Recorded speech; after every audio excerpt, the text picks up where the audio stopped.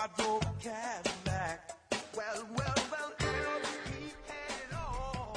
Hello, hello, hello. Welcome again into 1017 FM and 710 KEEL. Welcome into another edition of Strategies for Living. I'm marriage and family therapist David McMillan, and down there rambling with her microphone is PLPC Carla McCormick. Howdy, Dave. How are you, Carla? I am pretty okay. And at the controls, flying this baby, there he is, Rapid Ruben Wright. Just call him Ace. Good evening, everybody. How you doing? I am doing excellent this evening. How about you? Doing all right. We promised that we are going to talk about something today that may not get the attention it deserves, and that is social anxiety disorder. 15 million people have this disorder, and yet largely it remains in the shadows. So we are going to talk about social anxiety disorder today. We'll talk, among other things, about the difference between social anxiety disorder and introversion, and talk about the differences, talk about some treatments. Don't you call social anxiety disorder the common cold of counseling therapy? I think a lot of people do, yeah. I've heard depression and anxiety referred to as the common cold, but I think social anxiety is a big one. So we'll tackle that this evening here on Strategies. Thank you for tuning in, folks. We are brought to you by CADA, the Council on Alcoholism and Drug Abuse of Northwest Louisiana. Been helping families and individuals for 60 years now. Also, we are brought to you by Milestones Counseling Center, by Jerry Anderson State Farm Insurance, by Learning RX, by Highland Place Rehab and Nursing Center, by Resilient House, and by Jacob's Well Inspirational Books and Gifts. Stay with us. Strategies for Living.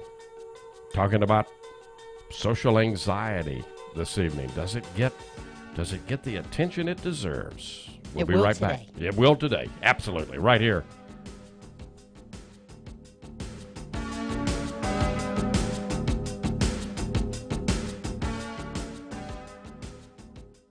If we're talking addiction prevention, education, and treatment in Shreveport-Bossier for 60 years, we're talking about CADA. Let's talk about addiction. Let's talk about treatment. Let's talk about getting your life back. The Council on Alcoholism and Drug Abuse, CADA, has been helping individuals and families in Shreveport and Bossier City for 60 years now. CADA provides intensive residential treatment as well as outpatient services too. CADA treats women with children, pregnant women, adolescents, veterans.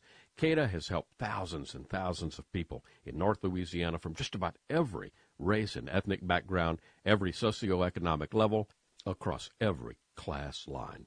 CADA has helped single mothers, attorneys, teachers, nurses, doctors, construction workers, musicians, you name it.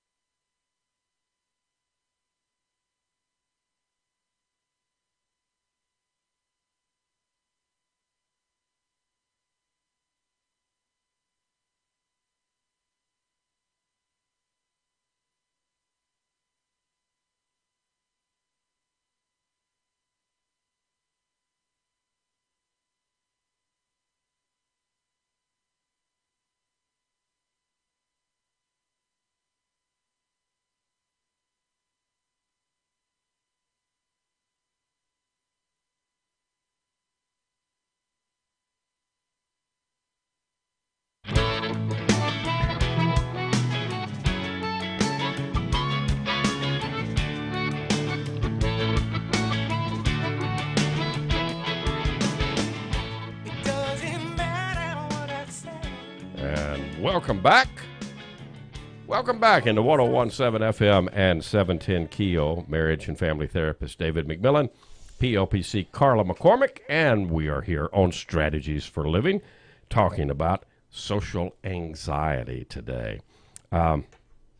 Fear of being judged, evaluated negatively by other people, leading to feelings of inadequacy and inferiority, self-consciousness, embarrassment, humiliation, and depression. If a person usually becomes irrationally now anxious in social situation, but seems better when they're alone, then social anxiety may be a problem. It's actually, according to the Social Anxiety Institute, we'll quote a bit from them today. They say it's the third largest mental health care problem. I did not realize that. So I have a question. How is social anxiety disorder different from them people who are just shy or have low self-esteem or, consider themselves introverts? Okay, so let's unpack that a bit. Okay. Social anxiety it was formerly was called social phobia. It interferes with the functioning, your normal everyday functioning. So let's look at introversion. I mean, when we think about being an introvert, and I generally think about this in the Myers-Briggs Jungian terms. Introvert, extrovert, intuitive, sensing, thinking, feeling, judging, perceiving. There's 16 different combination types that you can come up with in Myers-Briggs. And that first one is introversion versus extroversion, and that really has to do with where your energy is pointed. Where you get your batteries charged. Yeah, where you get your batteries charged. So an extrovert,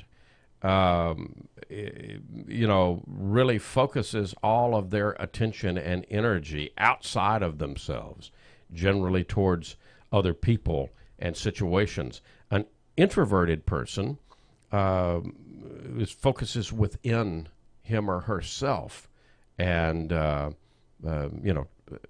that's where they get their energy. So in Myers-Briggs terms, it's possible for an introvert to act very extroverted, and vice versa. But it doesn't generally, in terms of just normal everyday functioning, it doesn't interfere. It doesn't interfere with your life. So I think the answer to your question, Carla, is at what point does it really begin to be a problem for you? And as we move forward here this evening, I think that'll show up. As I said, it was formerly called social phobia, now called social anxiety disorder. It's a much more common problem than past estimates have led us to believe. Millions of people all over the world suffer from this devastating, traumatic condition. It's a daily thing, either from a specific social anxiety or a more generalized social anxiety. In the United States, epidemiological studies have recently pegged social anxiety disorder as the third largest psychological disorder in the country after depression and alcoholism. Does that surprise you? Wow, so there's depression, alcoholism, then social anxiety disorder. Yeah. Wow. Estimated about 7% of our population suffers from some form of social anxiety at the present time. The lifetime prevalence rate for developing social anxiety disorder is 13 to 14%. A specific social anxiety would be fear of speaking in front of groups, whereas people with generalized social anxiety are anxious, they're nervous, they're uncomfortable in almost all social situations. It's much more common for people with social anxiety to have generalized a generalized type of the disorder when anticipatory anxiety, worry, indecision, depression, embarrassment, feelings of inferiority, and self-blame are involved. across most life situations, a generalized form of social anxiety then is at work. So let's talk about some of the symptoms. So people with social anxiety disorder usually experience significant emotional distress. And here we begin to get in more into the answer to your question that you posed. Significant emotional distress in the following situations. So we're not talking a discomfort. We're not talking, I'm a little, I'm aware of butterflies in the stomach before I speak, or I'm aware that I maybe didn't put on enough deodorant this morning. But it's a significant amount of emotional distress when things like you're being introduced to other people, you're being teased or criticized, being the center of attention, being watched while you do something, meeting people in authority, meeting important people. Most social encounters, especially encounters with strangers, going around a table or going around the room in a circle and having to say something. Interpersonal relationships, whether friendship or romantic. The list that I'm giving is certainly not a complete list of symptoms, but other feelings have been associated, with social anxiety as well. The physiological manifestations that accompany social anxiety may include intense fear, racing heartbeat, turning red or blushing, excessive sweating, dry throat or dry mouth, trembling, fear of picking up a glass of water or using utensils to eat, swallowing with difficulty, muscle twitches, particularly around the face and the neck. So we're talking intense anxiety that doesn't go away, and that's the most common feature. You know what I find interesting is that there's depression, alcoholism, then generalized anxiety disorder. Right. I wonder social anxiety. Yeah. Okay, Yeah. so I wonder what the stats are on how many people have all three, because I see a lot of times people self-medicate with alcohol to help them get through the social anxiety. I think that's a good point. I think that's a very good point. And I think many, again, I don't know what the statistics are. We don't have them in front of us. But I think many people begin their process of drinking, drugging, whatever they happen to use to cope as a coping mechanism. And then then that coping mechanism in and of itself becomes a problem. Right. Yeah. In the beginning, it's just a way to have the courage to walk into the party. Yeah. Or to walk into the meeting. Yeah. Yeah. Now people with social anxiety disorder, they know that their anxiety is irrational, and it does not make in other words, it doesn't make cognitive sense to them. Nevertheless, knowing something is not the same as believing or feeling something. So people with social anxiety, thoughts and feelings of anxiety, those thoughts and feelings of anxiety persist and show no signs of going away, despite the fact that socially anxious people face their fears every day of their lives. And that's one of the things we want to talk about this evening is if you know someone, if you yourself have social anxiety disorder, or you know somebody with social anxiety disorder, it kind of gets back to some of what we were talking about yesterday. Be careful, because you may do some damage in how you approach if you don't know, if you haven't walked in their shoes, if you will. Yeah.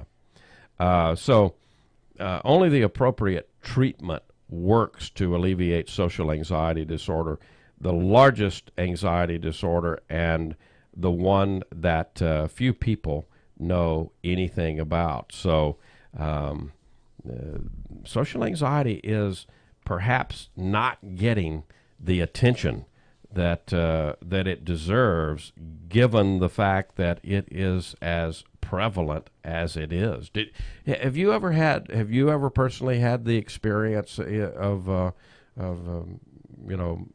No, I've been nervous, and when I get really, really, really nervous, my leg twitches. Yeah. And I've had that happen a few times, but not that overwhelming, irrational fear. Yeah. That I'm gonna, say something stupid, or and I have before, and I do. Yeah, But, yeah. I don't. But what I keep going back to is this is so. I see this as a comorbid, as something that goes along with so many of the other things that I see in my office. I don't know that or even in group when I'm doing addiction group, it's so common for me to see, social anxiety disorder along with, other things.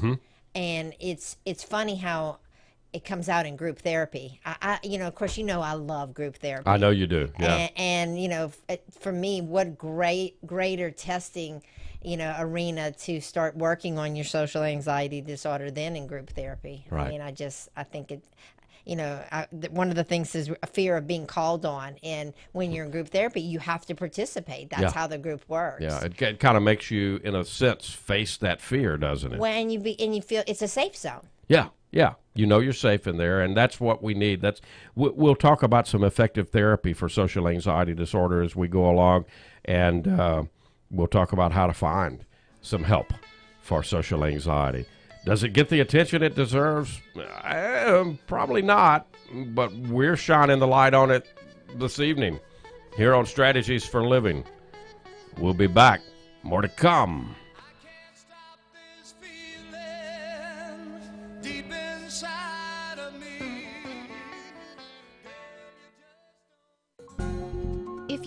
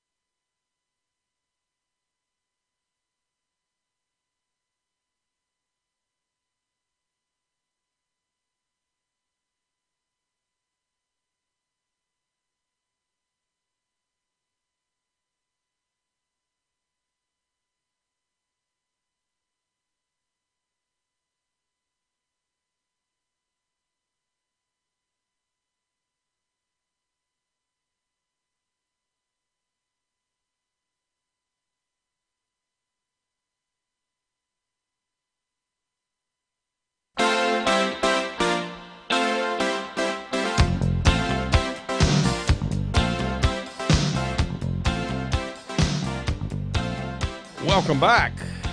Welcome back into Strategies for Living here on 101.7 FM and 710 KEEL. PLPC Carla McCormick and marriage and family therapist David McMillan talking about social anxiety disorder. Does it get the attention it deserves? I vote no.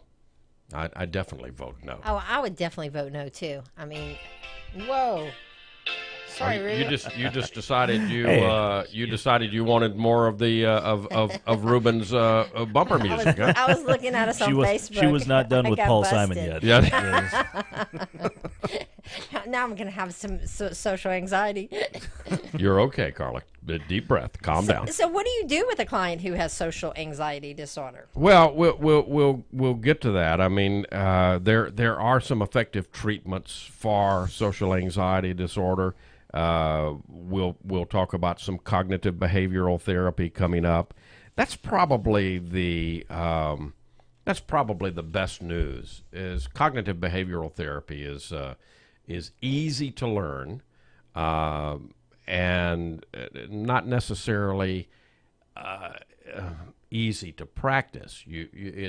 There's some difficulty in actually putting it into place. But if you do, there's truly help available. But we all know the feeling of being uncomfortable in social situations. I know through the years, I've done a lot of public speaking, but I've clammed up before, in front of a group. I've clammed up, I have felt that cycle, that cycle of feeling thought, and that, I'm certain people feel. Explain to our listeners again what cognitive behavioral therapy is. Cognitive behavioral therapy is being able to step back and witness or observe, if you will, your own thinking. Now, it's somewhat radical if you think about it, because our thoughts are with us all the time. Most of us don't stop and think about our thoughts, do we? And we're the only animals that can. A dog doesn't think about being a dog. No, he's just a dog. We've got this fabulous brain, including the prefrontal cortex, that gives us the ability to witness, if you will, to observe our own thinking. So one of the things that cognitive behavioral therapy employs is that you begin to monitor what you think. And what you find after you begin to do that, after you learn the skill of stepping back from your own thinking and monitoring your thoughts, what you then realize is it's not necessarily the situation that you find yourself in that produces the feeling, but it's what I think about the situation that I find myself in that directly produces the feeling. So, very simple example. If I look out the window this morning and it's pouring down rain and I get depressed, well, the rain cannot possibly cause that, because every single person who looks out the window and sees that it's raining then would have the same response.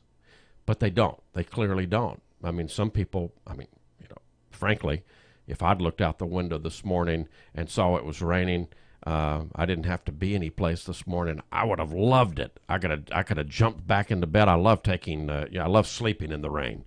So I would have had a great time with it. And I'd have been mad because I had to drive to work in the rain. There you go. Or Ruben might have been playing golf after the morning show this morning, so he might have had a very different response. So see, the three of us in here might have thought very differently about opening the window this morning and seeing the rain. So it's not the event that produces the feeling.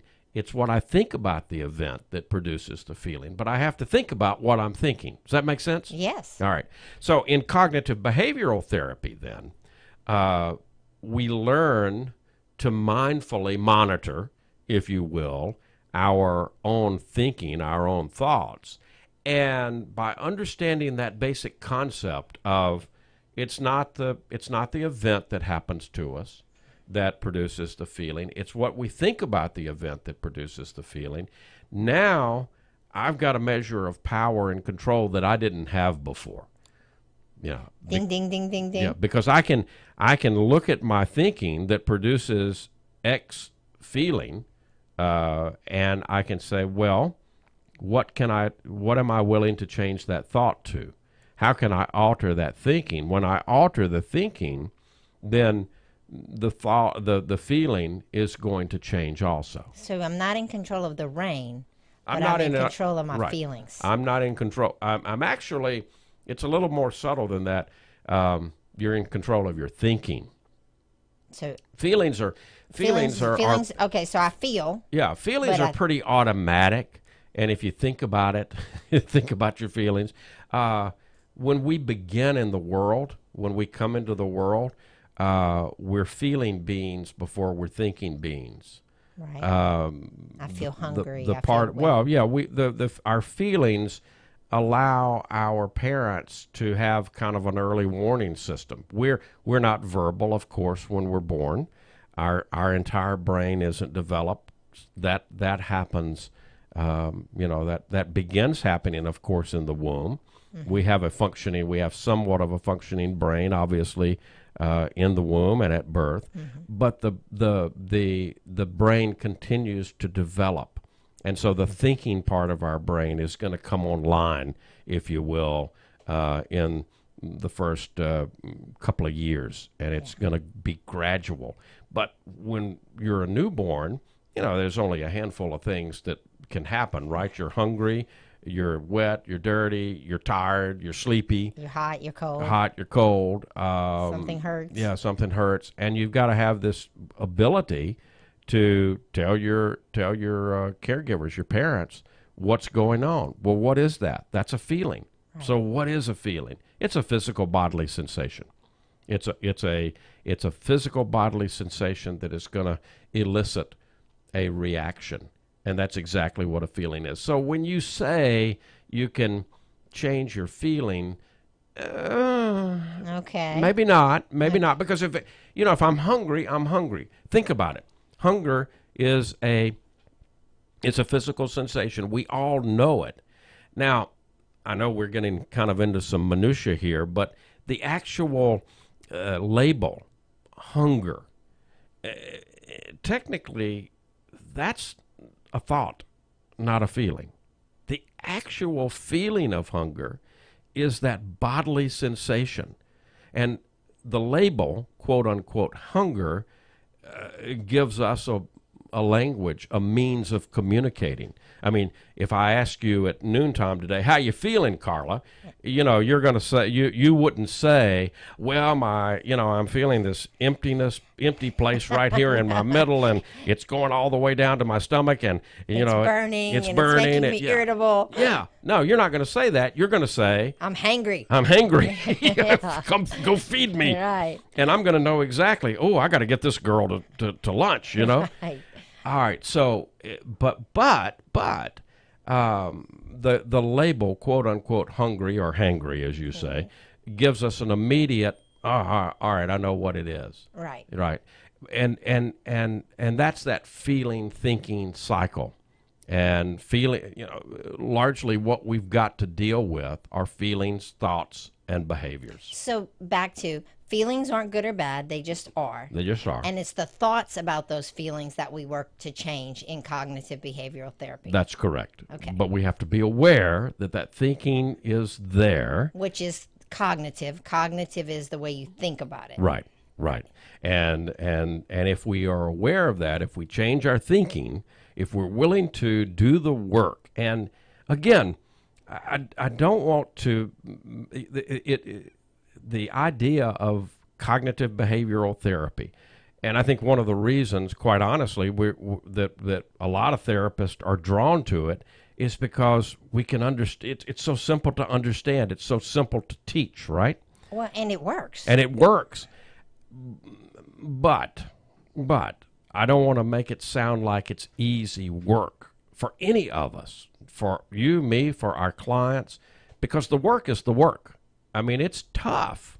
It's tough once you understand, okay, well, here's my thinking, and I've got to literally grapple.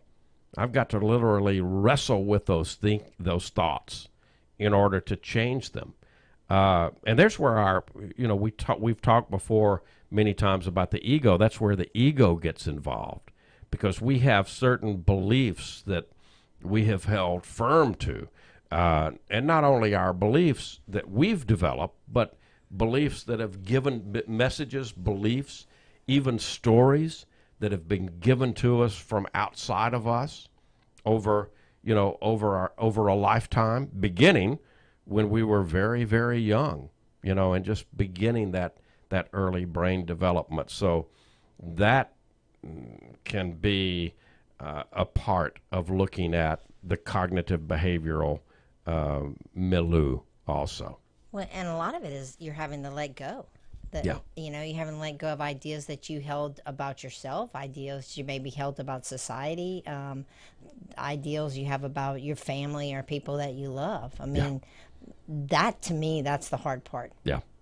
So when does this happen? Anybody with social anxiety disorder can experience this in different ways. Talking to strangers is a place that it can happen. These are some common situations. Speaking in public, dating, making eye contact with someone, entering rooms, believe it or not, using public restrooms, going to parties, eating in front of other people. That's a big one for some people. You know that? No, I didn't. Yeah. I guess I didn't realize. Yeah. Going to school or to work, and just starting conversations.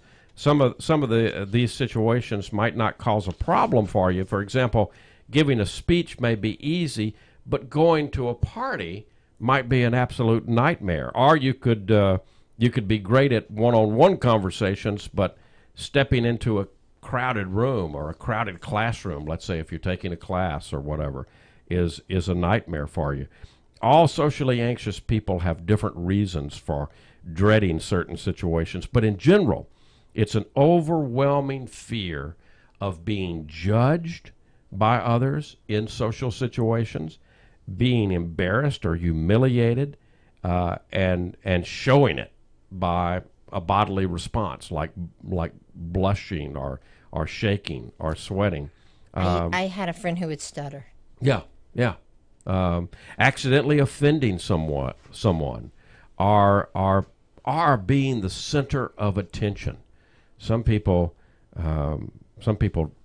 don't like that at all. Don't put them on stage, So rapid heartbeat, muscle tension, some dizziness or lightheadedness, stomach trouble, diarrhea, inability to catch your breath, even a feeling of having an out-of-body sensation. Will this lead to a panic attack? It can. It certainly can, and does in some instances. So let's come back from this break. Let's talk about, in addition to cognitive behavioral therapy, some effective therapy for social anxiety disorder. Doesn't get the attention it deserves, but we're shining the light on it this evening here on Strategies. More to come. Stay with us. And I'm not missing a thing. Watching the full moon cross in the rain. There are a lot of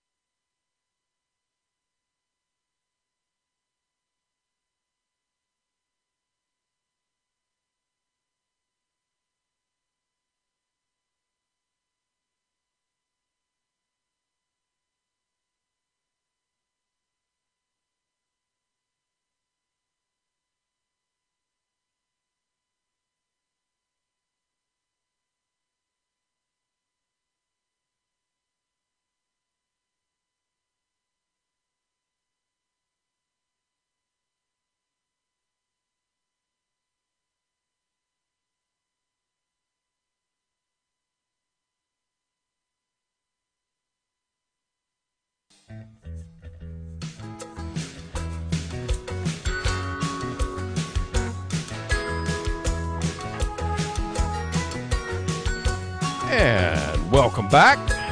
Welcome back into Strategies for Living. Marriage and family therapist David McMillan, PLPC, Carla McCormick. So we're talking about social anxiety. Does it get the attention it deserves? Just kind of an ancillary question. We're kind of talking about a form of metacognition when we're talking about cognitive behavioral therapy. How young can someone do metacognition? Oh, younger than you think. Yeah, yeah. I don't know. I guess is that a trick question? I would say 6. No, I think you're right in. Yeah, there was a study done in the 90s that found easily, and they pegged 8 years old for metacognition, but that children, kindergartners, the researchers, said 5-year-olds were able to practice it. They were able to do it, just not put it into practice consistently. So even at a very early age. So I think splitting the difference, you were right in the mid range there. And for them, it means understanding that feeling what feelings are, and that feelings are just, they're not always real. Right. And just because I feel it doesn't. Whoa, let's back up here. No, feelings are always real. Well, okay, but because we don't ever want to say, oh, your feelings are not real. They are. They're always real. We're always experiencing them. Okay, so I misspoke. So I'm not going to shame on you. Yeah, you already. That's okay. I'm going to have an anxiety attack on the air. What I'm trying to say is, just because I think it and just because I feel it, maybe it's not necessarily true. Just because I'm afraid of the dark and I feel like there's going to be monsters in the closet doesn't necessarily mean that there are monsters in the closet. There you go. Absolutely. But but we want to make sure that we always validate people's feelings. Okay. Well, and you see how easy it is. I mean, because even I'm supposed to be a trained professional. How easy it is. You are a trained professional. It is to misspeak and to use language that could possibly make someone, or cause someone to feel that their feelings aren't valid and that their feelings can be wrong. Yeah. I mean, that's what we talked about yesterday. Yeah. Being insensitive sometimes to what other people are feeling. So the research, the clinical evidence indicate that cognitive behavioral therapy, and that needs to be comprehensive in nature. It produces permanent changes in the lives of people. Social anxiety disorder can be overcome, but it takes consistency and it takes persistence. There's the hard work involved. Barring cognitive problems. So, again, you can't do cognitive behavioral therapy with dementia, Alzheimer's disease, that type of thing. But barring that, everyone can make some progress against social anxiety using the appropriate type of cognitive behavioral therapy. Social anxiety disorder at the Social Anxiety Institute. We're quoting some of the material this evening from them. They say that cognitive behavioral therapy for social anxiety disorder is a comprehensive.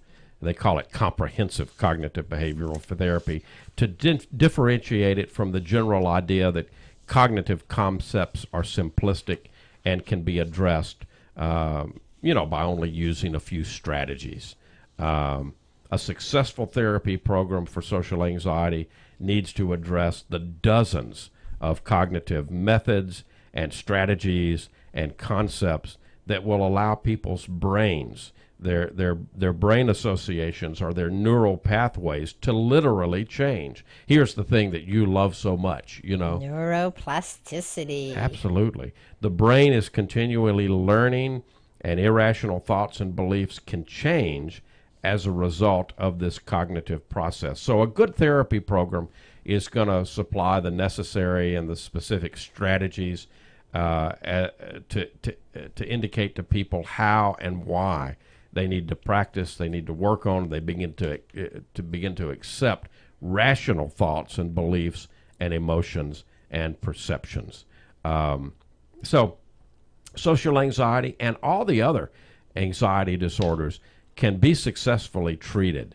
But you need to seek out someone who knows what they're doing. You know, we've said this before, Carla. We have so many good mental health professionals in our area, but you need to be an informed client. You need to be an informed, empowered client. That means something that you do every evening here so well. You ask questions. You ask a lot of questions. You're curious.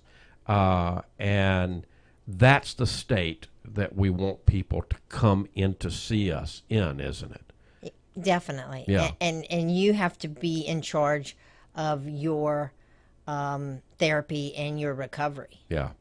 So a good question, if you're seeking help from someone, ask the therapist if they understand how very self-conscious the feeling is that others are watching and forming a negative evaluation about you.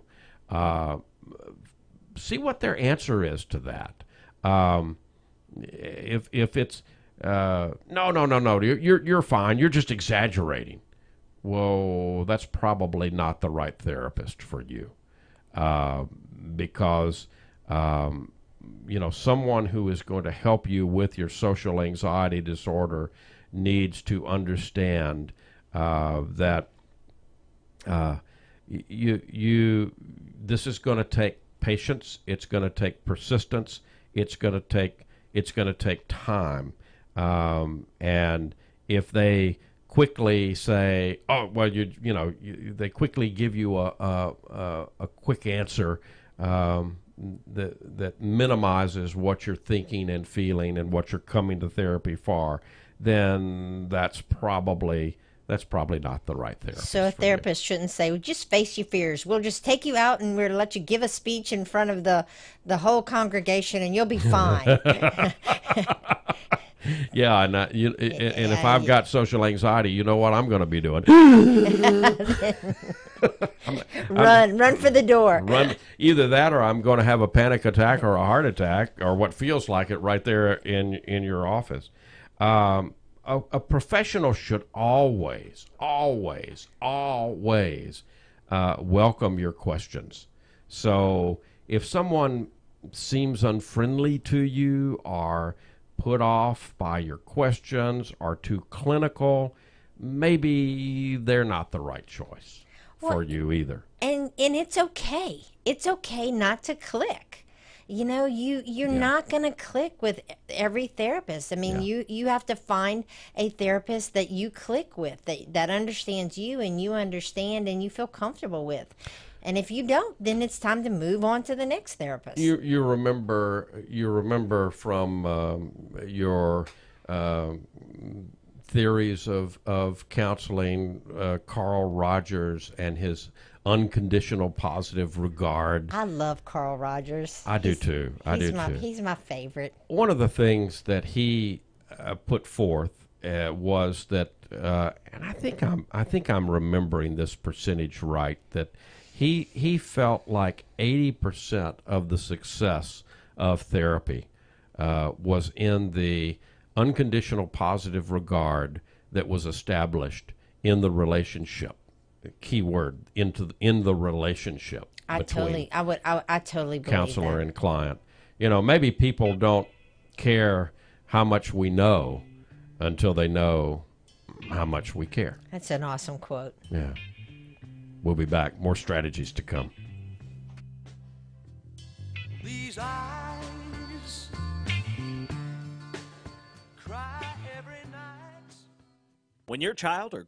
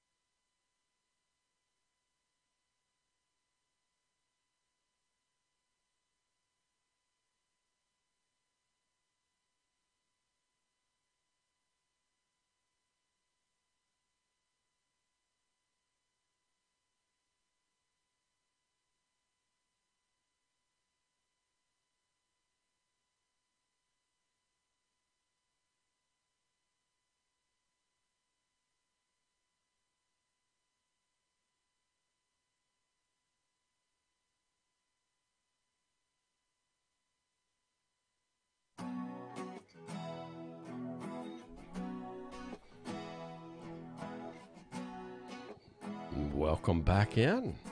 Welcome back into Strategies for Living. Marriage and family therapist David McMillan, PLPC Carla McCormick, and we are talking about social anxiety this evening. Does it get the attention it deserves? So, what are the most important elements then of overcoming social anxiety? What would we bring to the fore here? I think understanding what it is and what it isn't. Yes. Being aware of that. Yes, the awareness of that. You can't solve what you're not aware of, right? You're not. You've got to. That's one of the reasons we diagnose. Because it begins with an identification and an awareness. Then a commitment to carry through. Again, cognitive behavioral therapy is rather easy to learn, but the work is still the work, right?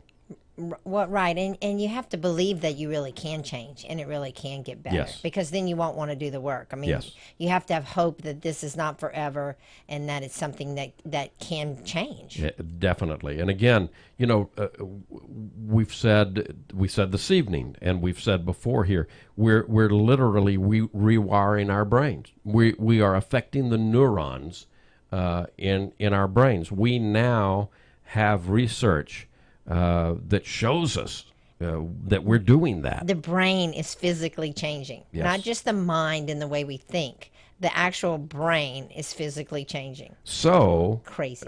practice to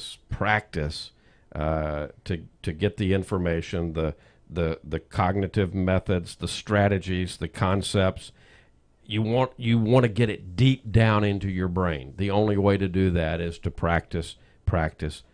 So these cognitive methods then become habitual and they become automatic. If you can find a group therapy situation, you mentioned this earlier, Carla, it's ideal. I don't know that we have any specific group therapy situations available here in town specifically for social anxiety. Maybe we need to start one. There you go. Yeah, maybe we need to start one. Let us know, guys, if we need to start one. But the group methodology can be, a wonderful adjunct. So social anxiety is real, and don't underestimate third largest mental health issue in the United States. It's not just in your head. No. I mean, that's really. And if anyone tells you, "Oh, it's just in your head," you just need to get over it. Oh, it's in your body too, isn't it? Yeah, it really. But the good news is that it can be overcome. There's help available, and I hope we've shown a light on it this evening here on Strategies. Carla McCormick, good job. You've done it again. Thank you. Great explanation on cognitive behavioral therapy, or what did we say? CBT. CBT. Reuben Wright, you've done it again too. Yes, I have. Yeah. And folks, you've done it again. Thank you for tuning in to Strategies for Living. We've been brought to you by CADA, by Jerry Anderson State Farm, by Milestones Counseling, by Learning RX, by Highland Place Rehab, and by Jacob's Well, inspirational books and gifts. If today were the last day of your life, only had one more phone call to make, who would you call? What would you say? And why are you waiting? Make the call. For Reuben and for Carla, I'm David. See you next time here on Strategies. Call your for dads. Living. Call your dads, yeah. It's Happy Father's Day.